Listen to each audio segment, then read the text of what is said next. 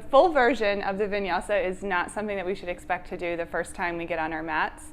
It's something to work towards slowly once you have enough strength and flexibility, body awareness, and just an understanding of what we want to happen in our vinyasa. Because it's not just the poses that are important, but it's more important to understand the transitions. So before you start to slide your toes back and forth, we want to get the basic vinyasa done first. So Laurie, you can come to down dog.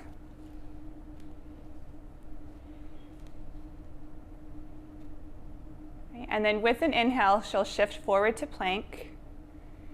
And then instead of holding plank, if you're newer to this with your knees up, you'll drop your knees to the floor to come into a modified plank, which you can see is very different than tabletop. She's in a sloping line from the crown of her head to the backs of her knees. She's pressing into her hands to lift up between the shoulder blades, also lifting through the belly. So the tops of the thighs are lifting, the tailbone angles down away from the back waist, so she feels that lift and cinching through her center. So that's the important thing that we want to build here. And then as you exhale, you'll slowly lower down straight as a board. So from the knees to the crown of the head, she's lowering down, building tons of strength through the arms, the shoulders. You can lower all the way down, and the low belly. Right, and then once you get here, you take a moment to activate the feet and the legs. So press down through the feet, lift the kneecaps, engage your quads, and then with an inhale, lift your chest to come into your low cobra. And remember, low cobra is that back bend that's going to help to strengthen the muscles along the spine, especially the upper spine. It's also a place where we can pin the elbows in and learn that lift in the shoulders that we need for our chaturanga. You'll take an inhale here, and then exhale, lower the chest down. And then we don't want to mindlessly just press back up to our modified plank, because then we're missing the opportunity to build strength in our belly, and we're also potentially causing injury in our low back, because this is a transition we do a lot in a flow class. So we want to take a moment to lift through the low belly. So when you're in this shape, your spine is kind of like in that cow shape. So if you think of pressing your hands into the ground and lifting into your cat, you'll automatically feel the lift of the low belly and some strengthening through the shoulders. And then leading with the belly rather than the chest, we press the ground away from us. You can use an exhale to do that. And then you tuck your toes under and press your hips back to down dog. Okay, so just see that one more time. When you're taking a modified version of the vinyasa, which for many people is just as hard, if not harder, than the full version, you'll shift forward to plank with an inhale and take the moment to drop your knees without sinking the hips. Take an inhale here to lengthen from the head to the knees, and then slowly exhale straight as a board so you're not sinking or piking in your center, trying to land with the wrists right under your elbows. Exhale to press down into the feet, engage your legs. Use your inhale to lift to your cobra, no weight in the hands. Exhale, lower your chest back down. Take a second to feel the lift of the belly so you're not going to crunch into your back, and then press the hands into the floor to lift up to your modified plank. Tuck the toes under, press your hips back and up to your down dog. You can lower your knees to the floor, Laurie. And so that's what we would consider a more modified version of the vinyasa, which is teaching all of the actions that we would need eventually to come into that full version where we're sliding our toes back and forth. Okay, so once you feel like you have that modified vinyasa down, when you're lowering from your modified plank to your cobra, pressing back up to modified plank and then back to down dog, the next step might be to hold chaturanga for a moment, lower to your belly, and then lift into up dog. So I'll show you what we mean by that. So Laurie, you can come into your down dog. And then from your down dog, you'll shift forward to plank, making sure you have a solid plank before you think about holding a full chaturanga.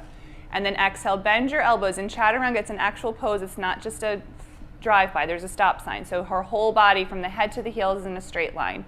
And then you can lower all the way down to your belly, untuck your toes, and instead of lifting into your cobra, you could lift into your up dog. So you can straighten into the arms, lifting into your up dog. So shoulders over the wrists, you're pressing through the feet to activate the legs so the kneecaps lift up. And then from here, that transition is to pull up and over the toes, but without letting your ankles roll out. So she's going to shift her shoulders forward, keep the outer ankles firming in, and pull up and over the toes. Right? And so in all of these transitions, it seems like what's interesting or exciting is what's happening in the limbs, but it's all starting in our deep belly muscles. So in order for her to come up and over the toes, she has to be shifting her shoulders forward so those deep belly muscles will lift. And you can sort of think of your up dog back to down dog as the same work that we do in every cat-cow in our classes. So while it's much simpler in cat-cow, that's where we start to learn and imprint the actions that we need in our belly in order to then take it into more challenging places. So once you feel like you have that down, you feel like you have the strength and mobility, you understand the transitions, then you can start to play around with sliding the feet back and forth. And one way to do that is to use a blanket. So we can grab a blanket and then we're going to fold the mat in half. So you can fold your mat in half, Laurie. And then you can use the blanket. So if you have a yoga blanket, or it doesn't have to be a yoga blanket, any sort of blanket, if you don't have a blanket, you can always do it in socks on the hardwood floor. So you can take your feet to the blanket, and then your hands will stay on your mat when you come into your down dog. Okay, so once she's in down dog, she can slide her feet back to come into her plank pose. Okay, and then she's going to bend her arms coming into chaturanga. And then she's going to slide her toes back, which is much easier to do when your feet are on the blanket. And then from here, for her up dog, she's going to pull the feet up, sliding the blanket toward the mat. And you can, again, lower your knees to the floor. So she made that look very easy. She's also a yoga teacher and has been doing this for years and years. So when you first start sliding your feet around, it might be easier to start in your plank and just practice pulling the feet toward your mat. So do you want to try that? So you can come into plank again. And then you're just going to practice trying to pull the feet or the blanket up toward the mat. You can pull up, yeah. So, and then you can press your feet back again. So you're just sort of sliding around, pulling yourself back and forth, which is definitely toning those deep belly muscles. And you can lower your knees to the floor again. So once you feel like you have that confidence that you can, or that your body has the understanding of how to slide the feet back and forth, then maybe you move your blanket out of the way and you can open your mat back up. And so we build all this confidence doing it on the blanket, and then we get back on our sticky mat and it's like we haven't learned anything, but the muscle memory is happening. It's just really hard to figure out how to get your feet to slide back and forth. So in a moment, Laurie's going to come into chaturanga, and for me, when I'm thinking about sliding my toes back when I'm in chaturanga, it's all about what's happening in the upper body, not the feet. So I'm sure you've heard some teachers say, imagine you're ripping the mat apart. Well, that's what we're doing with our hands and the balls of the feet. So the hands are glued to the floor, the shoulders are strong and steady, and you're using that as your anchor to push the feet against. And then you're simultaneously going to straighten into the arms to come into your up dog. Okay, so we'll give that a shot. So you can come into your down dog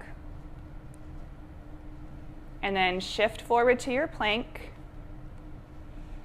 Exhale, bend your elbows, catching yourself elbow height or higher in your chaturanga, and then really root the hands down to slide the toes back, lifting the shoulders, coming into your up dog. And then from here, we want to make sure our outer ankles don't splay open or roll out. Shift the shoulders forward of the wrists, use those belly muscles you've been cultivating to make your way back to your down dog. And you can again lower your knees to the floor. Okay, so of course we want to use that first modified vinyasa to build that strength, and then maybe you're coming into up dog, maybe you're practicing chaturanga, and once you have all of those down, then you can start playing around with sliding the feet back and forth. So I hope this was helpful. Thanks for watching.